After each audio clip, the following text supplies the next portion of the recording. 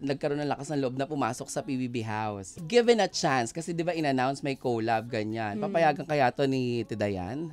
Siguro, no? Hindi, ikaw ba willing ka na pumasok at makita ng lahat, open na open, ang buhay mo sa gabi-gabi kang susubaybayan? Okay naman ako, wala namang problema. Wow, palaban din siya. Kung may bigyan ako ng pagkakataon, bakit naman hindi? Nakulagot ka, ayan na si Jan, pag sinundo ka. Baka biglang Santino. Baka biglang baka bigla kang sunduin dito, no? Yung pala, patibong pala lahat ng to, no? Hindi pala talaga to promo, no? Ikaw na yung unang titira dun, no?